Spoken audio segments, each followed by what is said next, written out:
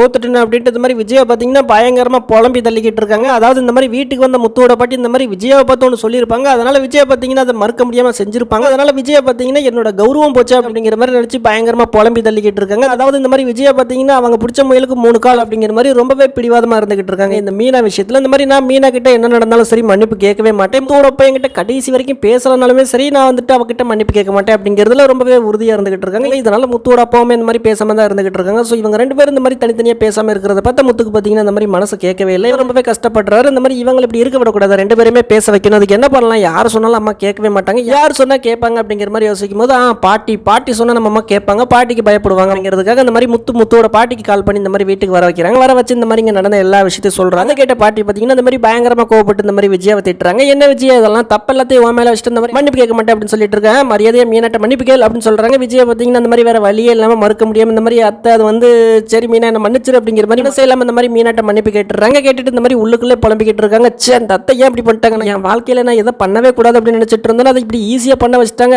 இப்போ என்னோட மான மரியாதை எல்லாமே போச்சா, கடைசியில் இந்த மீனா ஜெயிச்சுட்டா நான் தோத்துட்டேன்னா இப்போ நான் என்ன பண்ணுவேன் அப்படிங்கிற மாதிரி சொல்லி பயங்கரமாக புலம்பிக்கிட்டு இருக்காங்க.